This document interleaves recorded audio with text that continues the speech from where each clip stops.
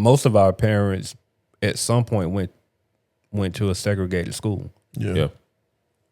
I mean, that's like our parents. They went through desegregation. Yeah, right. Bro. Like that's our parents. Like our parents had a period of their life where they went to an all black school, not because of the neighborhood, because they had to. Facts. Yeah. And that's our parents. We don't even have to think about grandparents. Grandparents, shoot, some of them were sharecroppers. Yeah. Right. You know what I'm saying? Yeah. Welcome to the Black Men Think podcast. If this is your first time here, know that the views and opinions expressed by the Black Men Think podcast are those of the Black Men Think podcast and not the individual members. With that being said, we're about to be unapologetically, undeniably That was black. a good time, man. That was a good time. Enjoy. Good time. With that being said, welcome to the Black Man Think podcast. I'm your host, last name good, but my homies call me JD. And to my left, I have my dog. C. Wisby. It's your boy Mo here. And we're the Black Man Think podcast. Shout out to Tori. He out of town supporting his nephew, man. Hopefully they got the win tonight. But before we do anything, homeboy check-in, man. How y'all doing? How y'all mental? How y'all all the things?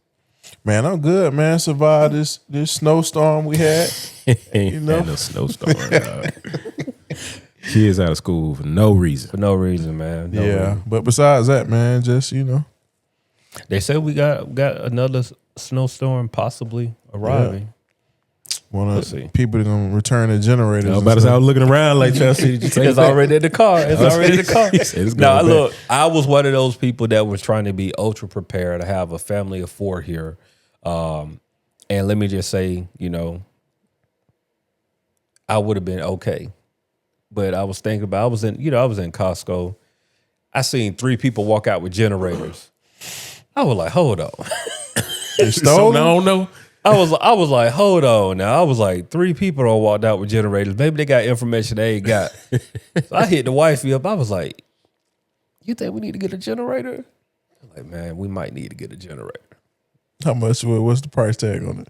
Oh man, about 9. No, I think they were $7.99, so like $800 plus That tax. ain't that bad. Hey, I expected more than that. So but that's that's a Costco price, and I think they probably regularly price. If I would go somewhere else, they probably close to $8,000 to $1,000. Yeah. I mean that's a standard price, but that's also what I was explaining to Corey before you got here.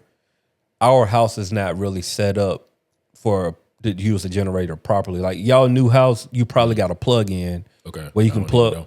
Yeah, you might want to check, but like it's just like you can plug into your house and plug into the generator, and then it's a source for the house. Gotcha. Versus now, if I was used to generator, I would just be running a extension or drop cord to wherever I need power at. You know what I'm saying? But like they have them where you can plug direct into your house, and you just select like, oh, I want power in my kitchen, and it'll just turn on the power in the kitchen. You know what I mean? So like they make newer homes like that now. So you might have and don't even realize you have that type of attachment. Yeah. You should have rented one from Home Depot, man. Oh, I'm sure that those options were out. They probably gone. Yeah. They probably gone daily. Really, I bet a lot of they do. workers They do. probably be. Yeah. So Yeah, they get gone pretty quick. But other than that, man, good. Life be lifing, but that's a good thing because we got life. So I try not to complain at all, bro. Everything moving swell. Mo, you said you had a topic that you put in the group chat. Oh, yeah, yeah, man. I think it had something to do with like black men and how do we get past racism? I think it's kind of along the lines. Let me see what this direct question was. I think it was twofold, right? It was like, how do I get over racism towards me, but how do I also get over the racism that may be subconsciously coming out of me? Or unconscious bias is a term I think that's frequently used now too. And I can't remember even like what sparked that, but it was just honestly in all the realities of our country right now. Yeah, just the terrible murders of senseless murders, honestly, as a result of ICE raids and all these different things, man. And it's just watching all this unfold, especially a lot of the drama that's going on in Milwaukee. Sorry, not Milwaukee, Minnesota. Thank you. Yeah. That stuff charges black men up in a way. Yeah. It triggers in a way that it can't possibly trigger for a lot of others. Like, and just even in conversations with my wife, she's a black woman. She has had her fair share of her own experiences, but it's different. It's still a different layer. And granted, like, we're speaking from a millennial perspective, an elder statesman millennial at that, not speaking from somebody who's lived through a civil rights movement, not speaking from, anyone who, I put it like this. I've had my fair share of experiences, direct experiences where I've experienced direct racism. And that stuff taints you for like a long time. It affects your trust. I think I was having a real honest conversation and just kind of saying, like, I have trust issues with other races. Like, I just do. It's just, and maybe it's not like, that sounds like a real broad statement, but maybe more with like specific things in terms of like, I don't let my guards down as fast. I got you. You know what I'm saying? And I'm realizing, like, man, how do I even like get past that? Even at times where I don't have to be guarded. Like, I'm right here with you. Whether I see one of us and it's just the culture gonna kick in. So it's just things like that. Just I be pondering sometimes. Like, man, how do I get over that? Yeah. Now that's a real question, bro, because like I think I think it's twofold. Number one, because we live in the South, so we've experienced some things that people in other parts of the world don't even think about. True. The other part of that is we live in Atlanta, where it's black. Black. And it's black and people in power are black. And so I was talking to my business partner, Nora, about this, where we were just having a conversation because she's in LA where everything is, they're at the forefront of progression for everything. And I was like, down here, it don't work like that. But also living in Atlanta, the manager of my bank is black. The manager of Publix is black. The manager at Chick-fil-A, black. The manager at the Family Dollar, black. Like, everywhere I go within like a 5-mile radius of here, it's just black. And it's normal. Yeah. So I don't get that same sense of not belonging in Atlanta. But I know that's completely different in other places of the country. You know what I'm saying? Sure. But here, bro, we can be on Camp Creek, Rick Ross or somebody in a rave can walk, drive right past us, and we'd be like, "Oh, that's Rick Ross," and then go back to doing whatever we was doing, act like it wasn't nothing happening. Versus if that was to happen in, I don't know, somewhere in Middle America, that would be the highlight of the year. Like, bro, Rick Ross was like driving out, but for us, it's just like it's not a big deal to us, and so. Some of that thing, I say all that to say, like, we are dealing with a different type of conundrum, if you will. We see the successful black men, but we also know that, bro, we're in the South, and all I got to do is go outside of 285 and get looked at a certain type of way. You know what I'm saying? Like, you get those feelings of like, bro, what you doing here? And sometimes they don't even have to be the words have to be said. You can just feel it. Yeah. You walk into place like even me and my wife, we've been places where like we'll look up, and because we've been in Atlanta for so long, we're so used to being elbow and elbow with black people. It's times where, bro, we can go to a place and look around and be like, bro, it just ain't, we the only black people in here. Like this whole situation is just like all black. Like, hold on. I'd be all white and it's just us. And then we're looking at like, hold on, what's going on here? And so we have to recalibrate our brain too. Just like, what is that? Why am I guarded? Why do I feel like it's even worth mentioning that, oh, it ain't no black people here? You know what I'm saying? I think that's something that's just internal, bro. That I don't know if like our white counterparts deal with that. And I don't know if they would be honest to say that they deal with that either, But I think it's a true thing that happens. We feel safe with, each other. Yeah. You know what I'm saying? Yeah. I don't know how else to. Yeah, I mean, it's got to connect in some way to like just our. I mean, we connect easily with each other because it's an unspoken understanding in a lot of ways where many of us have had similar experiences. Our families, we've been brought up a certain way. We've been taught certain things for safety, for pride, cultural pride, for history, for awareness. You know what I'm saying? How to engage with law enforcement. I'm just thinking about all the stuff that we've been ingrained with, especially in our generation. Where we kind of were right behind a generation that went through it, and so they had to pass on the gems. And granted, to some degree, like we're still trying to pass some things down, but our kids, they're different. They don't even like process or see, or even just hearing the way my kids reference some of their peers that are of different races. I'm grateful and happy that they aren't tainted. Yeah. You know what I'm saying? With the same trauma that I've had to go through, or that is natural for me just because of the things that I've experienced. At the same time, like in my trauma, I'm wondering like, man, are they too naive? Like, is there gonna be a point where they get hit face, head on with Like the same, world ain't hit them yet. with the world ain't hit them yet. But truthfully, their world might be different.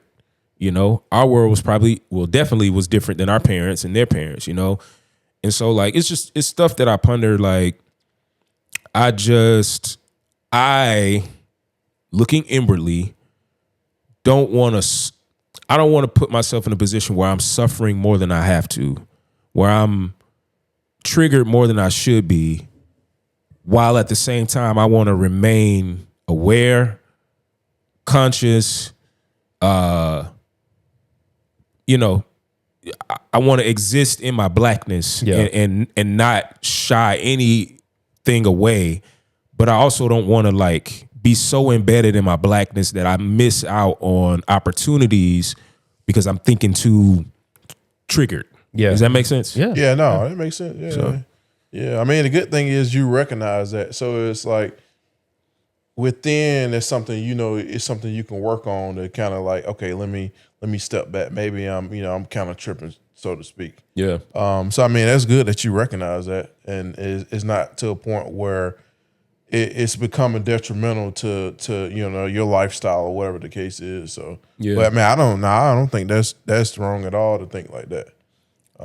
Just for an example, like I realize sometimes my trust with other races will elevate depending on the umbrella that we're sitting under. For instance, if I'm at my church, it feels safer, right? Yeah. Because there's a trust of the leadership there. Yeah. You know what I'm saying? I'm like, okay, we sitting under an umbrella of a certain person, of a certain culture, like, boom, I'm wide open.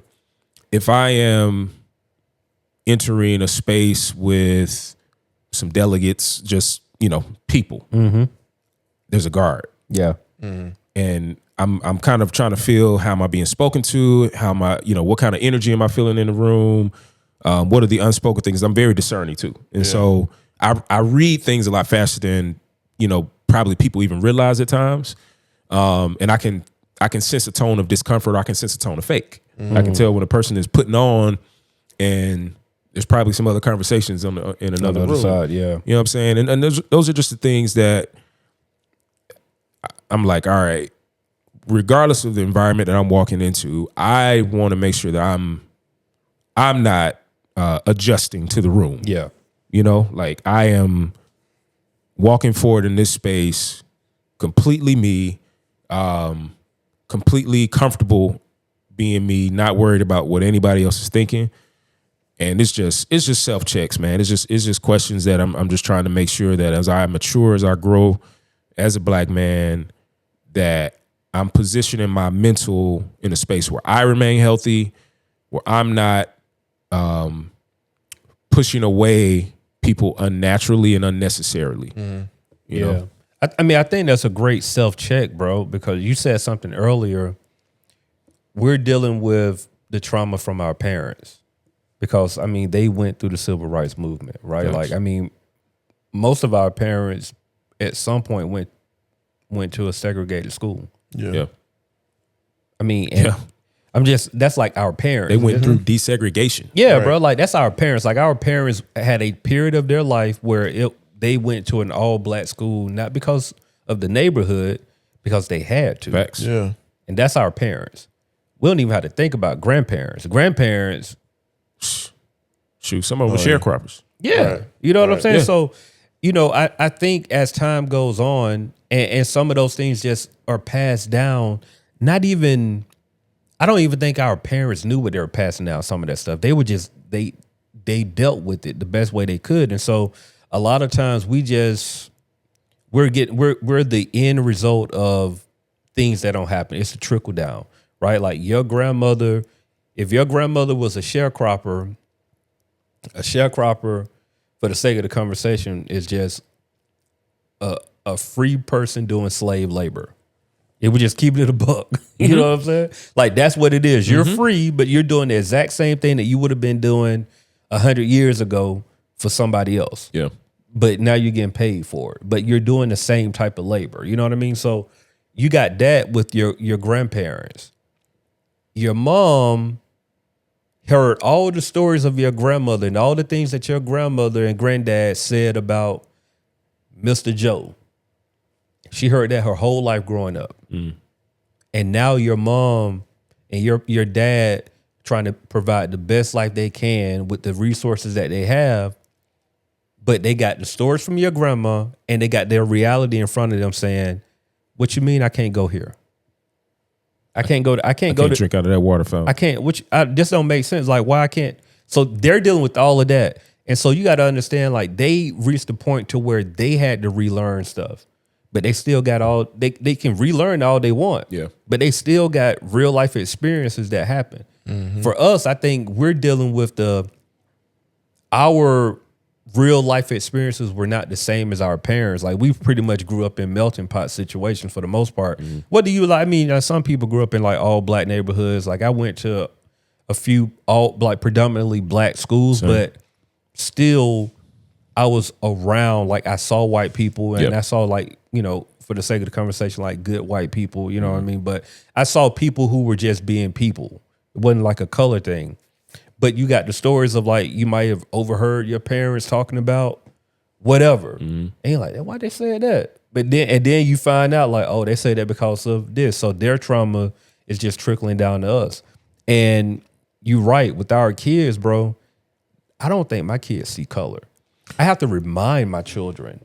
My oldest don't think that she's like, I'm not black, I'm brown. And like, I'm trying to get her to understand like, no, Yeah. But also, I'm just trying to make sure you're not like, I'm not black, I'm OJ type moment. You know what I'm saying? I'm trying to let you know, like, no, you black. But because I mean, and I say that tongue in cheek, but like, bro, like she has friends that are from different races and different ethnic backgrounds, but I've had conversations with their parents. And all of their parents are very strong about who they are as individuals. So I was like, look, you have these, but ain't nothing wrong with being proud of being black too. Because your white friend who is a great person, they got great family, their family loves, like are really working in the neighborhood to improve things, but they've implemented stuff in the school because, hey, I went to the school, they started going to the school during COVID. This is what she said to me. She was like, yeah, my daughter started going to the school during COVID. So during COVID, we couldn't go into the school. So it wasn't until they had like some type of assembly type of event where they allowed parents to come in when she realized like her daughter was the only white girl in the class. She was like, oh, Time to move. I mean, but she said this like on some like just being honest, which I appreciate because there wasn't no filter. It was just like, no, so we got to, it wasn't like we got to move out the school. She was like, oh, I got to find other white kids to go to the school. I got to figure out like, y'all talking about Black history. Well, our family is from, I forgot what she said, like somewhere in Europe. So now she was like, well, we got to, if we're doing a cultural day, like here's a cultural day for and she was like, all this is so my daughter can feel included, which is, it's a mind trip for me because like our whole life we trying to figure out ways to be included. But she's in a reverse situation, and she was like, "No, my daughter got to be included in all this stuff," which I respect. Shoot, I mean, You know what I ain't I'm never saying? heard it, but that's Yeah, that's it was a mind trip, bro. I was Yeah. like, I hear you, and I respect what you're saying. Yeah. But also that that trauma, that listening to my parents, and I'm like, hey, yeah, like the world is. Trust me, we embedded in your culture. yeah. But Yeah. it was a unique conversation She that we said, were we having. want the month of March then. You got March, April through. Not in those words, but that was Yeah. the sentiment. It was just like, well, my daughter her family is from here. Yeah. Let's, without them, you don't have cheese. You don't have she went down the line for me. all her Look, ducks but in a row, huh? yeah, she had it, but I respect it, bro, because I mean I get it. You know what I'm saying? Let me ask you this, like, because we're entering Black History Month, right? How do you typically, like, do you celebrate? Is there anything that you do to, like, remember, what's that look like? Nah, man. To be honest, I'm not a big fan of we just get a month. Okay. Like, I mean, I think it should be celebrated 12 months out the year. Okay. I don't really get into it's nothing that I do special or anything like that. Sometimes I forget it's Black History Month. Yeah. But I mean, I don't really get up on it, to be honest. Yeah. Got you. Yeah. That's a real specific reason though. Like, because I agree with you. Like, yes, we have a month officially, like, nationally in a sense, but without question, like, Blackness should be celebrated all the time, every time, year round. I don't, and it's probably has a lot to do with the field I'm in too. Obviously working around youth and teens for the large part of my last, 15 years. Those are, and youth and teens of all colors, by the way. So it's like those are moments where intentionally you're embedded in what the schools are doing. You're embedded in what, after school programs or out of school time programs are doing. And there's a responsibility that sits there to pass on the facts, the truth. Interesting enough, like my wife and I was just kind of looking at something, and she was reading an article about the realities of slavery and how even what's depicted for us in our best efforts has still been whitewashed in a lot of ways. Like whenever we're depicted in movies and TV shows in the slavery times, like you mainly see darker skin colored Black people. Yeah, that's true. Whereas there was so much rape that was happening, so much inbreeding, sometimes intentional inbreeding, that there were all types of hues, sometimes even hues that looked almost white, of slaves, and people were still slaves. And we hear stories about like, if you were light skinned, you were inside. yeah. But the actuality is, if you see real imagery of, fields and of those environments, like slaves of all colors, Black people, of course, or mixtures, of all colors, man, because there was so much intentional rape. Sometimes women were forced to work in brothels. You know what I'm saying? To make money back. Like, these are the things that are often left out, and all we see is depictions of people working in fields. But the just the inhumane things that were done to our people aren't elevated enough. And I think if there's anything that I would want at some point for my kids to understand, is like where your people actually, like what they actually had to go through. Yeah. And it's not that I want to pass on this trauma of like the world hated you at one point, America hated you at one point. I mean, at one point is I know. Right? Come on now, still, but I don't want to pass that insecurity of like being hated on. But I still want them to understand the history so that they can have a pride about their sacrifices that it took to get here. So when do you think is a good time to do that? Bro, that's hard to say, bro. Because I got a sixth grader, a fourth grader, third grader, and a first grader.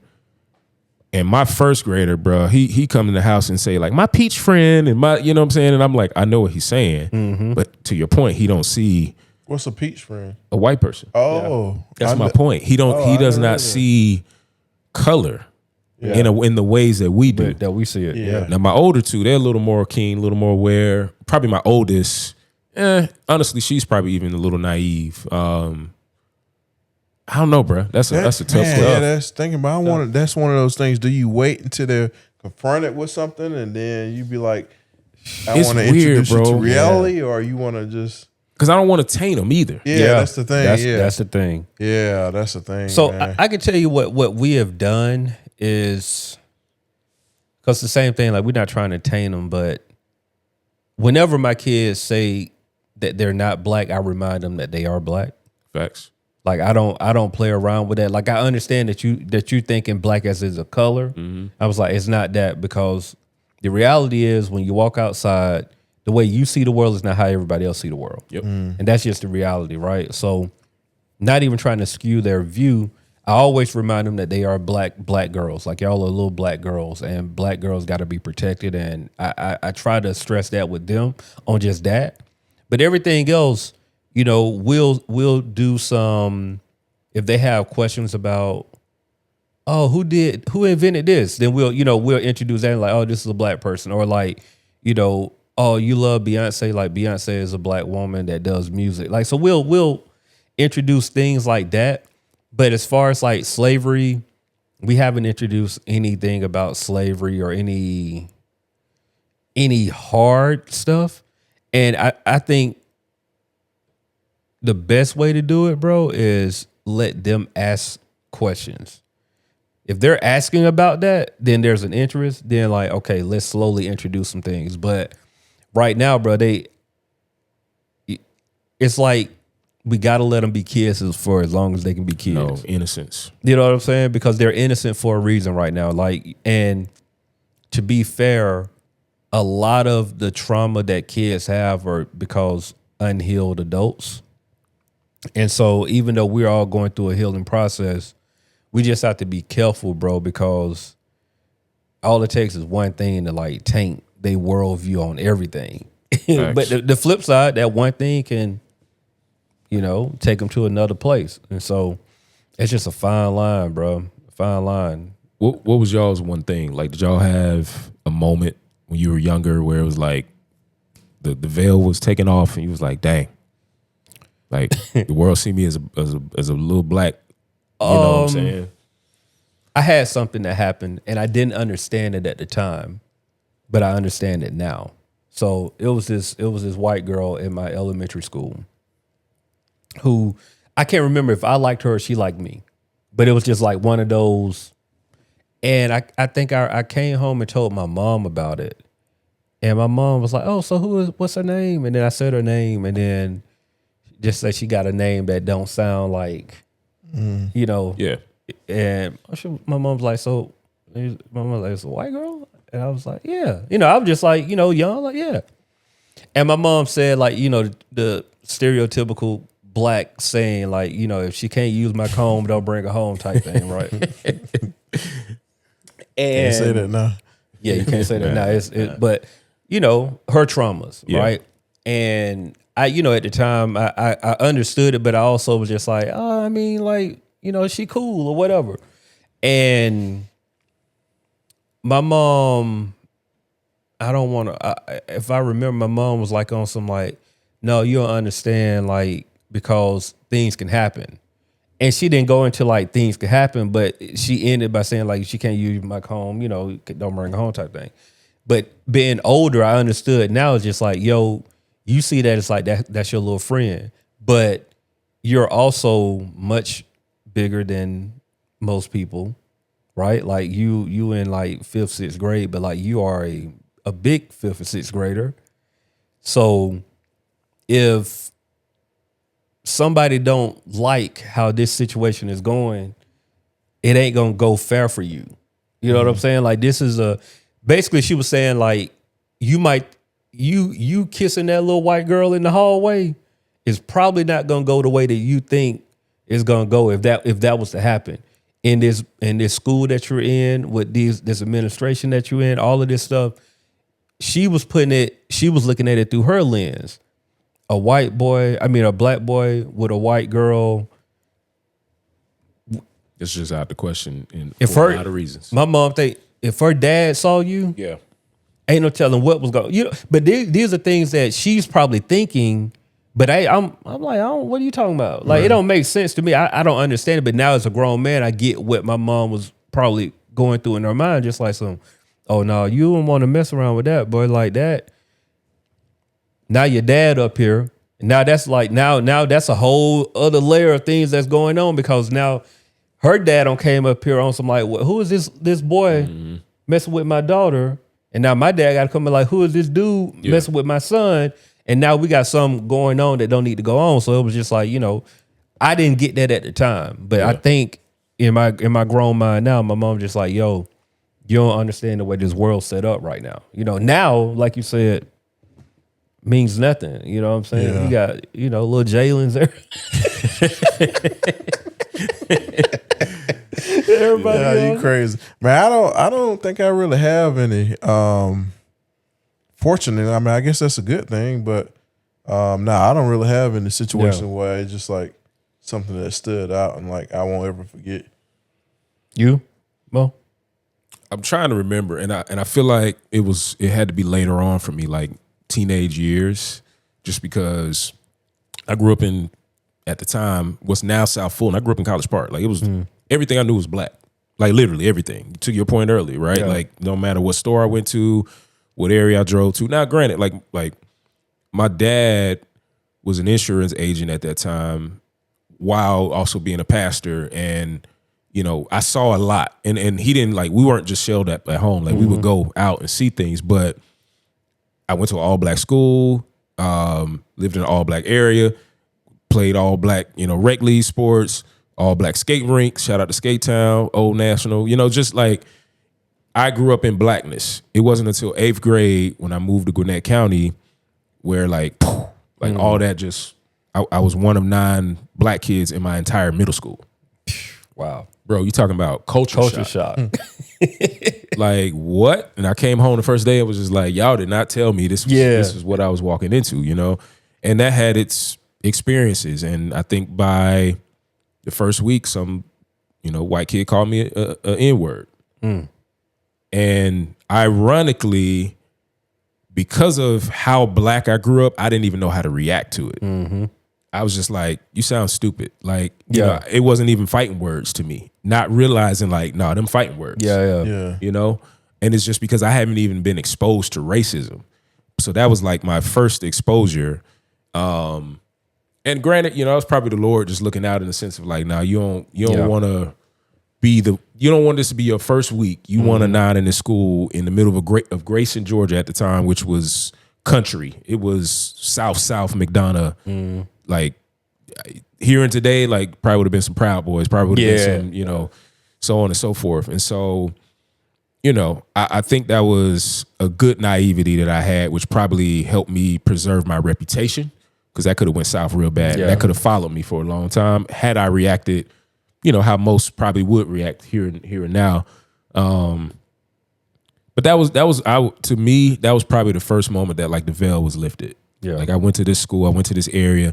That got followed up by what felt like some racism from some teachers at one point. I was a very smart child.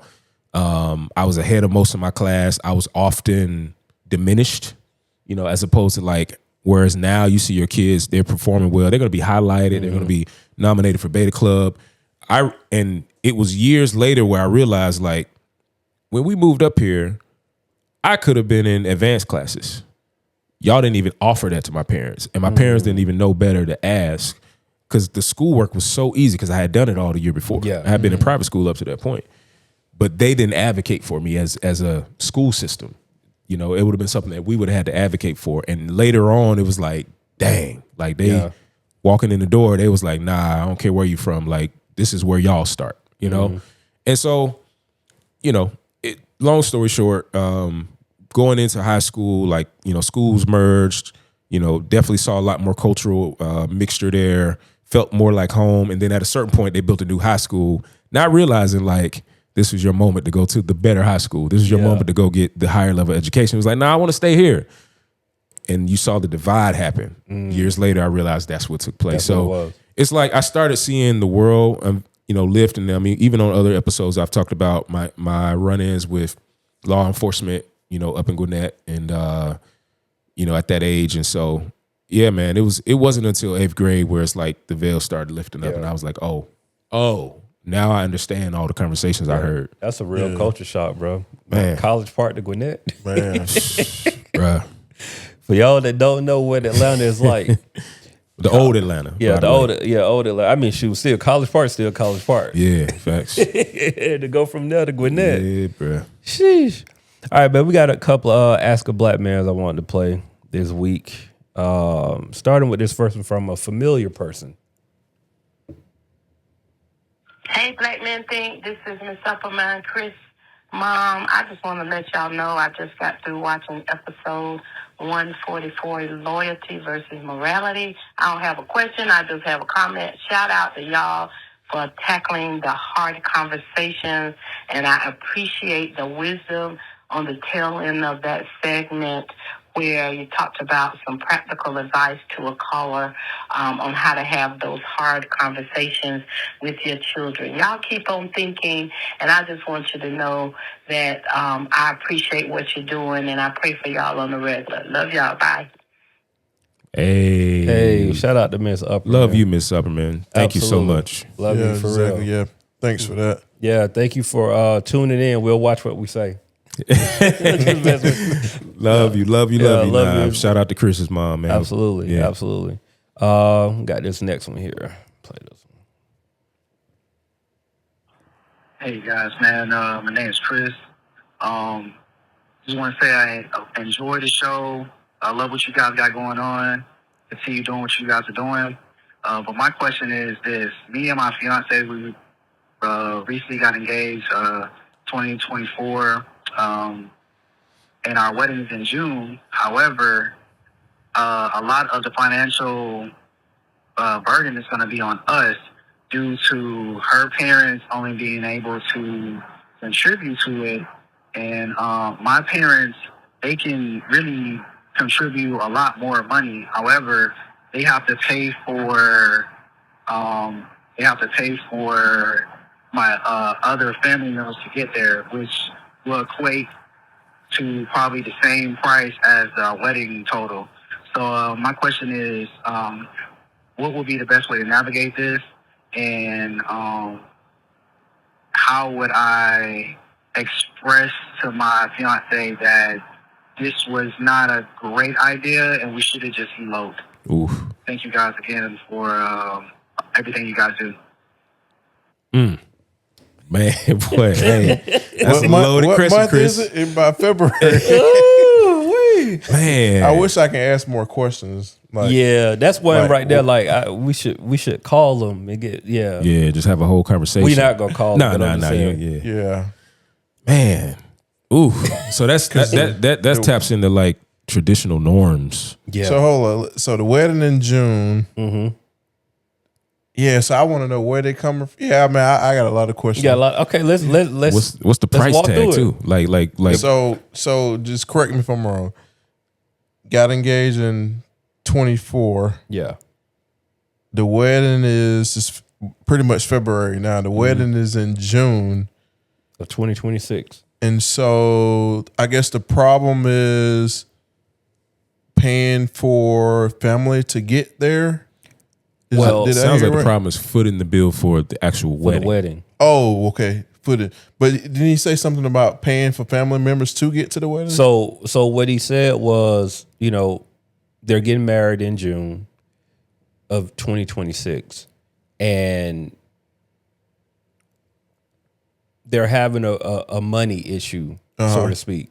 And it sounds like to me that they're in a very traditional saying. So I don't know, maybe they are like not from here, because it sounds like, I'll just say, our parents contribute to our wedding, but it was like, y'all go. yeah, we're not paying for it. We did. Which is a lot of people. We weren't blessed in that. Like, well, I don't want to say we weren't blessed because like both of our parents gave us some money toward our wedding. Yeah. I want to make sure that's clear. But as far as like paying, it sounds like that they're supposed to be paying for everything, and it seemed like he's saying that his wife's side are able to contribute, but his side really can't contribute a lot because they're paying for family to get to the wedding. And my thought, the only way that you're paying for family to get to the wedding, maybe his family is not from here. Yeah. Because like, you know what I'm saying? Outside of wherever. that, or from where, like, you know, I mean, hypothetically, if they live in LA and the wedding gonna be in Atlanta. Or maybe they're coming from like a different country, you know? I'm thinking they come from a different country. Yeah. That's what I'm thinking. Because like, you know, for his family to be be willing to pay for family members to come to the wedding, that's what made me think that this is an international type thing. Man, that's tough because yes, we don't have enough details to really tell you, Chris, what to do. Thank you for the bravery of the question, though. I would say there's a few other questions that I'm curious about. Like, who else in your family do you see and does your wife see that has a say-so in this decision or in these decisions? Because sometimes these things become complicated when other family members are either given the right to speak or they feel like they have a right to make decisions for the both of you. And I would say it's very important for both you and your future wife to have that conversation, a very honest conversation about who should be able to make those type of decisions. Let me just name, like, nobody should make decisions above the two of you because it's y'all's wedding, it's y'all's upcoming marriage, y'all's celebration. But if there are other people who are putting like money forth and they does that give them a right to speak into certain things? Does that give them a right to make certain choices? I think y'all need to be very clear on what that is. And if there is some unclear expectations whether it's between the two of you or between other people around you, I think you need to set very clear expectations as soon as you can, even if it's a little too late. Because sometimes other people complicate stuff. Yeah. And they'll have you running in circles when, to your point, like, things could be more simple. Now, I'm not saying like you should have eloped. I mean, if that's what y'all want to do, though, by all means, like, but I think at whatever you make a decision to do, like, just be honest, just be aligned, and then be honest with the people around you of here's what we're going to do, here's why, and blah, blah, blah, as opposed to like letting any elephants in the room continue to loom. Because y'all got some quick decisions y'all need to make. Yeah, that's all I'm saying. It's February, June. I don't know how much you already, invested already. So you want to look at that to make sure you're not losing out on money if you already paid vendors and venues and all this other stuff. Yeah. But yeah, I mean, not knowing all the details as a single man, I say save that money. Hey, spend that money on yourselves. Don't. Yeah. Hey. Because I'll tell you, and I thought about this when, I learned about this question. Like, when I go to weddings, to be honest, I get clean to go mingle, good food, good drinks, good music, and I can really care less about the ceremony. Like, if I know y'all locked in, I'm cool. Y'all can say y'all married, and I can skip all the other stuff, and you paying all that money for... I mean, I say this: if money is not a thing, then hey, go do what you do. But if you can use that money elsewhere, and only if you and your fiancé agree to it, though, that's the thing. It can't be one sided, and you got to compromise in that regards. But I mean, I would say don't spend all that money on that wedding. Hey, I will echo him and say, for somebody that had a very intimate wedding. Me and my wife, we got married at a botanical garden here in Atlanta at like 9-something in the morning, 50 people. My closest of friends, her closest of friends. We didn't have a wedding. We had a full wedding party. I got 6 homeboys, all 7 of us, like, all y'all in the wedding, but y'all ain't in the wedding. Y'all sit out there. You know what I'm saying? We done have bridesmen and groomsmen and all that. It was me and my wife up there. Her dad walked her in, like, traditional weddings. Her sister was our maid of honor or whatever. No, her sister married us. Oh, okay, yeah. That's right. I remember. Yeah, I forgot about that. But we had an intimate wedding, bro, and it was what we wanted. It wasn't like intimate because we didn't want to spend a lot of money. We was just like, look, let's be real, bro. We made our wedding about us. So the reason why we got married in Botanical Garden is because that was one of the dates we went on that we really enjoyed. Our reception was a brunch at a brunch spot that's no longer existed because they knocked it down and built a high rise. But they did. Einstein's on Juniper was like our favorite restaurant. It was where we went on our first date. So we wanted to share that with our friends and family. So we decided to have our reception there. So everything we did was very much us. And we saved a lot of money. Yep. You know what I'm saying? Like I can't remember how much I think we did our whole wedding for under $5,000. Like now that I think about it. And probably Still a lot. not in 2025. In 2025, you get a wedding done for $5,000. Yeah, dog. I'm tripping, man. But I think we were under $5,000. But we definitely under 10 for sure. Like we were on some we just not gonna do that, bro, because for one, that's not neither one of us. So I say that to say, at this point, if y'all deciding to be married to one another, y'all should know who each other is, like to the core, y'all core. So you know if your wife requires a big wedding or your husband requires a big wedding, you know you just gonna have to figure that part out. Yeah, that's the compromise. That's the compromise. Like, my wife didn't require that, so I ain't do that. You know what I'm saying? But also it sounds like y'all have family members that are willing to really give y'all money to make this happen. We don't have enough details, so we don't know if they footing 50% of the bill or they footing 100%. Unfortunately, if somebody footing 100% of the bill, you kind of stuck, bro, because yes, it's your wedding, but I guarantee it ain't too many people going to be giving you 100% of the money to do something and don't want to have some input.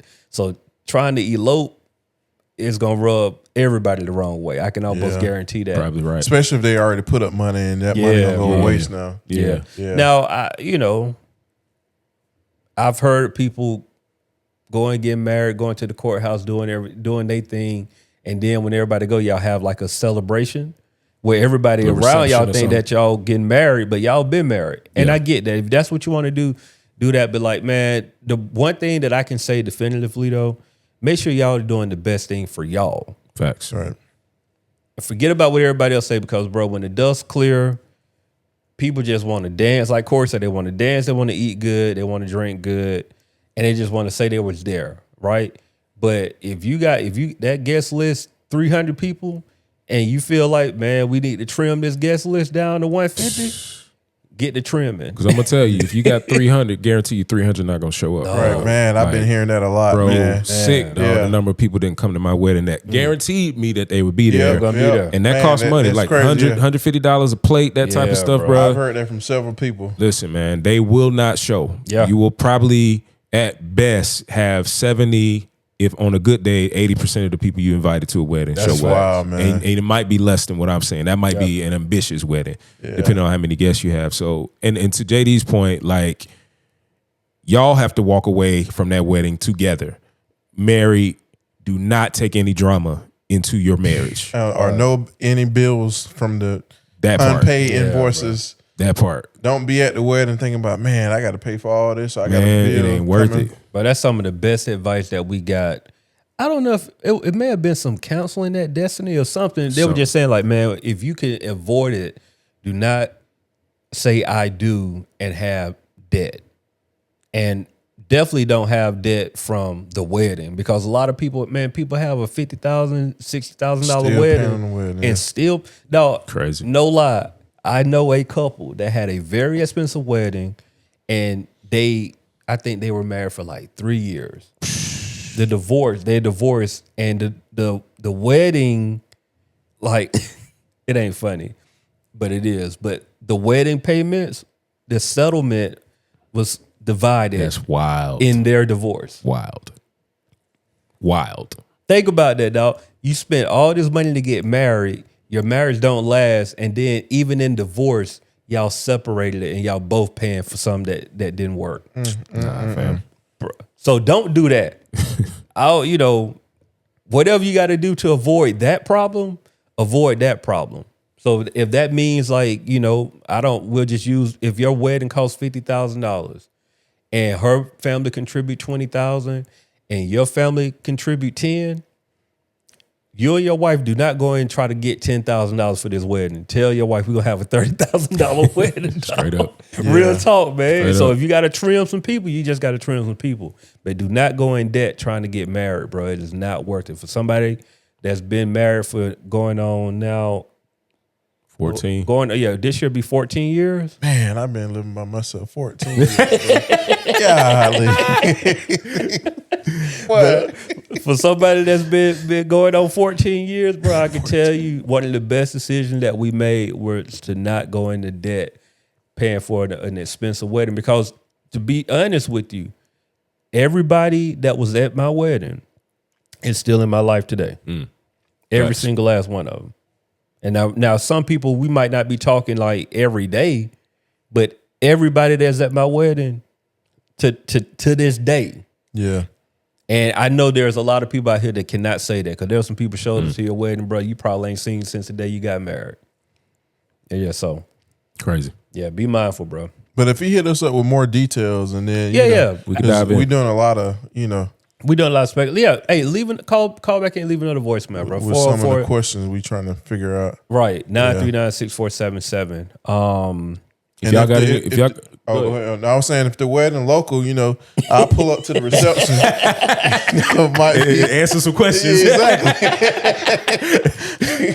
I was gonna say, broadcast live from if you wanted to listen to the reception. I was gonna say to the thinkers, like if y'all got some, advice or some experiences, definitely hit us up in the chat too. Yeah. Like just share, some advice. Let's see if we can help Chris out. He got a little bit of time. We might got a little bit of time, might boy. get him across the finish line the right way.